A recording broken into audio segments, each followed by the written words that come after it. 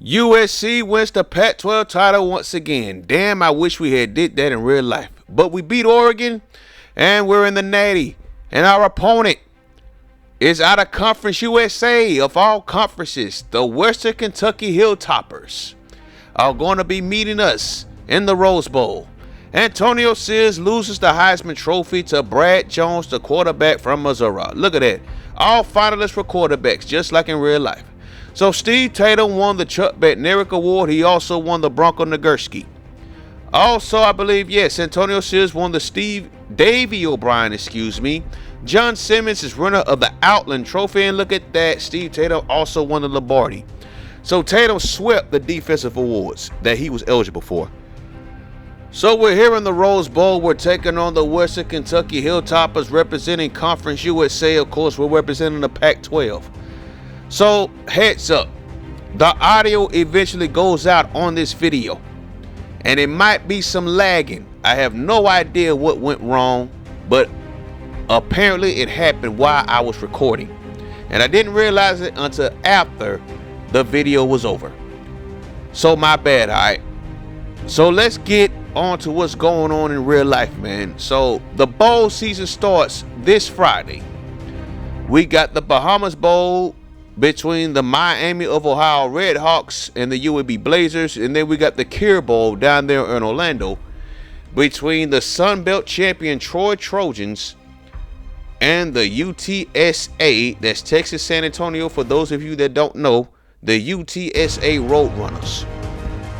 So both of those should be interesting matchups. I can't wait to watch them both. But in case you missed the events of last weekend, besides the Army and Navy game, and Navy just straight blowing that game away, I felt so bad for Buddy when he fumbled that ball at the 2-yard line. That was so sad. And then when Army made that game-winning field goal, he just collapsed on the sideline like that. That was just tough to watch. But hey, that's football. And then on top of that, they fired their coach after that. So we'll see what they do as far as hiring. But later on that day, Caleb Williams became the 8th USC Trojan football player to win the Heisman Trophy. And that is now a record, the most by any school across the country at the FBS level. So with that being said, Caleb Williams no doubt had a great season. He had over 4,000 yards passing, 4,075 passing yards to be more precise. I believe that is 4th in the nation. He had 37 touchdown passes, 4 interceptions on the season, along with an 86.5 quarterback rating. If my memory is correct, I believe that is 5th in the nation. On top of that, he also had 10 touchdown rushes, totaling his touchdown tally to 47. Could potentially be 50 if he can ball out versus the Tulane Green Wave in the Cotton Bowl. Now let's talk about that real quick. We're going up against the AAC champion Tulane Green Wave, a team that doesn't have much to talk about historically. I mean, goodness, man, I forgot they beat Cincinnati this year, and that was their first time beating a ranked opponent in almost 40 years. That's crazy. But Tulane, this is a different team. This team is really good. They can run the football. They can pass the football. They're very balanced on the offensive side of the ball. I like their front 7. They're dangerous. The front 4, especially on the interior, they can do some damage on defense, man. That's why we have to be ready for whatever. We have to be ready going into this game. Now, word on the street is Caleb Williams probably won't play in this game, which I don't believe. He talked about that today. He said his hamstring is feeling a lot better. So I expect Caleb Williams to be playing on January 2nd. No ifs, ands, or buts about that. But this season for USC was a great one. Despite the fact we didn't finish it the way I was hoping that we finish it. This is our first time in a long time that we won 11 games in a season, man. We haven't done this since like 2008. And then on top of that, we have a chance to make it a 12-win season for the first time in a very, very long time, man. I'm talking about the days when we was at our peak as far as the Dynasty with Pete Carroll and all that good stuff. But with that being said, man, I'm hoping we can kill this Dallas curse that we've had. The last 2 games, I said this on the last video, the last 2 visits in Dallas have not been one to be remembered. We got destroyed by Alabama 52-6 back in 2016. And that team was loaded. We had Juju Smith-Schuster, we had Adoree Jackson, we had a cat starting in Max Brown, and turned out he wasn't the guy that should have been starting. It should have been Sam Darnold. That season was a roller coaster. We started 1-3, finished the season winning 10 straight games, including the classic Rose Bowl. Second time, the year later, we win the Pac-12 title. We take on Ohio State in the Cotton Bowl. And we just get straight drugged. The score may have not been that bad, but if you watch that game from start to finish, we did not look good at all. Sam Darnold got sacked almost 10 times in that game. Or was it 10? My memory's correct. I don't remember, man. As you see, Western Kentucky come back and tie the game on another long offensive play. Now we got to get it together. We giving it to the commissioner, though. He gonna get that first down. That's a nice run right there. But let's go back to real life. So, the other awards that I forgot to mention. So, Caleb Williams not only won the Heisman Trophy, he also won Pac-12 Player of the Year. I believe he was named AP Player of the Year, too, if my memory's correct. Tui Tuipulotu was named Pac-12 Defensive Player of the Year. I should have scored on that play, by the way. Brian Rapp, that was a great play. So Tui Tuipulotu won Defensive Player of the Year, had a great season, led the team in sacks, had double digits in sacks, by the way. I believe he was either 13.5 or 12.5, I forgot. But this season we also led the nation in turnover margin. Our defense did a great job of getting turnovers on defense, creating opportunities for the offense to capitalize. But the same problems still remain with this defense. We cannot get off the field on third down. That third down play in the Pac-12 championship game versus Utah will forever haunt me now. A 3rd and 19 situation, and they not only converted, but they score on that play. I will never forget that. But those are the 2 problems. We can't get off the field on third down, and we give up too many big plays. It's been a problem now, and I'm hoping that as we approach the offseason, Alex Grinch and Lincoln Riley go into the transfer portal and get the players we need for rotation and talent. I know that we did get a linebacker to commit to us from Georgia State, and I'm hoping we get that edge rusher from Coastal Carolina. I really like him. I really like his game. We really need that because we need rotation on the line, on offense and on defense. Speaking of which, the Miami Hurricanes have been making some noise in recruiting. They did get that 5-star to commit. That was from Boston, if my memory is correct. So surprisingly, despite the fact that Miami had a terrible season, a 5-7 season, they're still making noise in recruiting. They might get some players out of the transfer portal. I know they're looking at 2 players from Alabama. Another thing, there were 2 Miami players that entered the transfer portal. I know 2 of them committed to SMU. So expect them to make noise next season. But the transfer portal as a whole has been absolutely crazy. So Texas A&M have the most players that entered the portal. They had 20 players enter the portal. That is nuts. And I know one of them was a 5-star linebacker that today, as of right now, has committed to the Texas Longhorns. So we'll see how that works out for him. USC, on the other hand, needs to recruit on defense, mainly defensive line and the linebacker spots. And I would like for us to get some more offensive linemen on the offensive side of the ball. One thing, despite the fact that we did do good, the offensive line stayed up way better than I thought it would this season. But the last game was proof that we need some more depth and we need some more rotation. Caleb Williams got sacked 7 times in this game. Look at Santa Morales, though. He's straight balling. I might do a FIFA series with him. It's either going to be him or Santana Perry. It depends, though. I forgot. Was it Morales that left after this season, or was it Santana? I forgot. We'll see after this game is over on the next video. But back to what I was saying. We need rotation on the offensive line.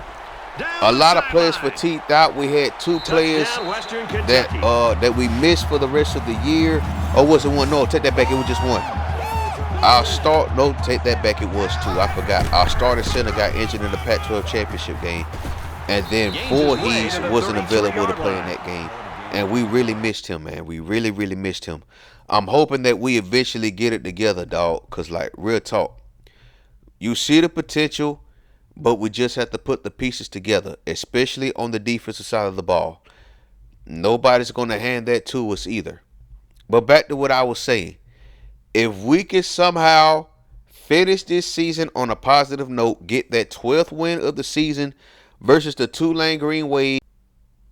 Wait a minute. Hold on. I think this is around the time where the video starts to lag. Because I'm recording this right now, and it's just going so slow. So I'm just going to keep talking. So with that being said, where was I? Oh, yeah. If we could somehow get that 12th victory of the season versus Tulane and go out in the season on the positive note, I believe that will build confidence going into the offseason.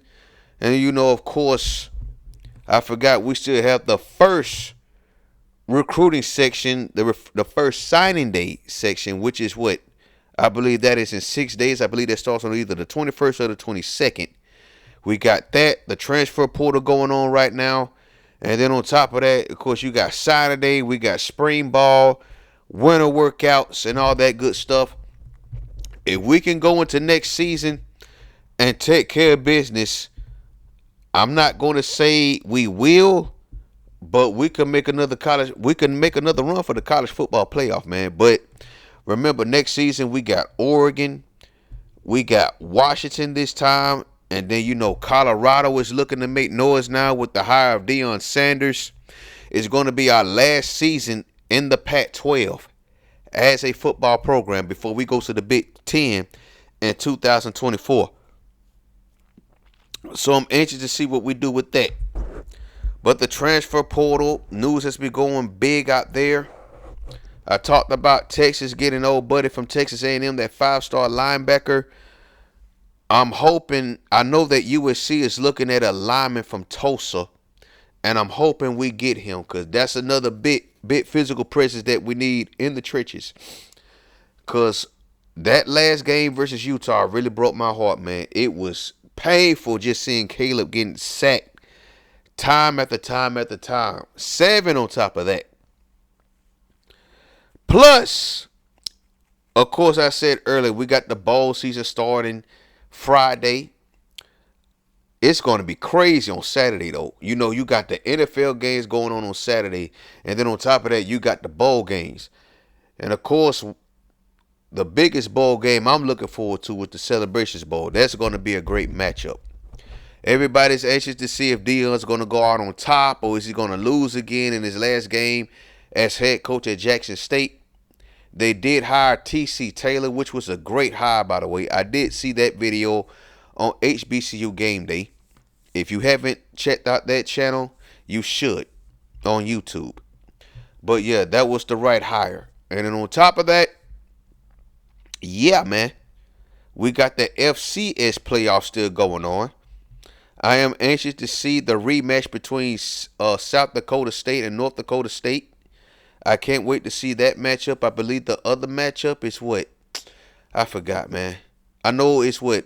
Incarnate Word, and I believe... Dang, I forgot. Yeah, that's right. Take that back. Montana State and North Dakota State are facing off in one semifinal. The other semifinal is Incarnate Word and South Dakota State.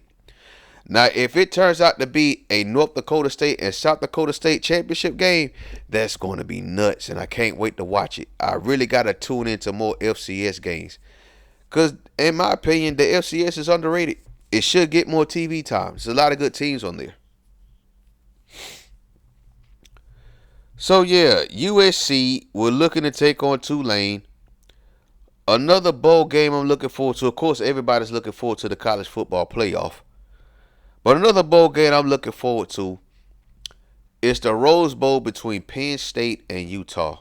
Two teams that like to be physical. Two teams that have similar play. Let's see. The running backs. The running game is nice. I do believe personally. I do believe that Utah has the better quarterback with Cam Rising. But we'll see what happens. Will the Utes avenge their loss from last year's Rose Bowl with Ohio State, or will they choke like they did last year? James Franklin, will he win a bowl game? I can't tell you the last time James Franklin won a bowl game, to be honest with you, dog. I do think that was a crazy hire, though. I forgot they put that man on a 10-year contract. Remember, in 10 seasons, he's only beaten what? He's only beaten one or two top 10 teams. But I guess that's what they're satisfied with up there in Death Valley, Pennsylvania, huh? Ah, well. On top of that, you got Cade McNamara, transferred from Michigan to the Iowa Hawkeyes, a team that had one of the worst offenses in the country. Just a straight, anemic, dead, trash, inept offensive strategy. I don't think the Hawkeyes are ever going to change that. I think Ferentz is going to be there forever. I mean, hell, he's been there longer than I've been alive. That's crazy. And then, of course, you got some changes on the Plains. Of course, you know, Hugh Freeze is now the new head coach at Auburn. They just announced their coordinators. I know one is Ron Roberts. I believe he is the defensive coordinator. They got him from the Baylor Bears. Now, I actually like that hire. That's a really good hire for Auburn. And then they got Philip Montgomery, the dude that was coaching over there at Tulsa. It's going to be a high-octane offense coming on out there in the Plains, it looks like. Hugh Freeze is a guru with quarterbacks, but let's see if he could turn these quarterbacks around in Auburn. Because in my opinion, before Bo Nix, they haven't had a decent quarterback since Nick Marshall. And that's back in 2013. They've been struggling a lot ever since. So what else is going on? Of course, we got NFL news going on. My Tampa Bay Buccaneers ain't talking about nothing right now, man. That game, like right now, I'm watching the 49ers and the Seahawks. The Seahawks just scored a touchdown. It's 21-13. But they put us in a spliff last week. They beat us 35-7. And to me, the momentum was over the moment we got called back for holding on that deep touchdown pass to Mike Evans. Donovan Smith is having a terrible season, and for the third straight week, he has been called for holding on a critical play, on a big critical play. Almost cost us versus the Saints the week before that. But I knew in this game that we stood no chance versus the 49ers, dog. Like, they straight put us in a spliff. That defense, this defense is dangerous, dog. Like, this defense is crazy good. It's like sharks when they smell blood in the ocean. They go in for the kill. And then on top of that, you got what? You're down to quarterbacks now. Brock Purdy, in my opinion, is looking way better than Jimmy G. They need to go ahead and let Purdy be the starting quarterback. Let him be the future. And go ahead and just part ways with Jimmy G. Bring back Trey Lance. Let him be the backup. And just roll from there. If you can get some money or get a good trade for him, then do that. But Purdy right now has been looking really good since he's taken over at the quarterback spot. I mean, hell, in this game, he started at 11 for 11. He's 15 of 21 so far. And we got, what, 3:35 left in the fourth quarter. It looks like that they are going to take it, man. It looks like they're going to take it. They're about to win the NFC West. But as you see here, we've won the national championship once again. I can't wait for the day that we do this. Win the college football playoff. Bring that trophy back to LA. Silence all the critics. Something that they couldn't do. I know a lot of people are hating the fact that we are somewhat back. But I want to see the consistency. I want to see us keep the stability going year in and year out. Because this starts next season. I want us to see what we're going to do. Because we thought this year was fun. But next year is going to be a challenge, especially since we have Oregon and Washington on the schedule. But what are y'all thoughts, man? Thank y'all for watching. This video was too damn long too. I need to limit these videos. 20 minutes is too long. But thank y'all for watching. Peace.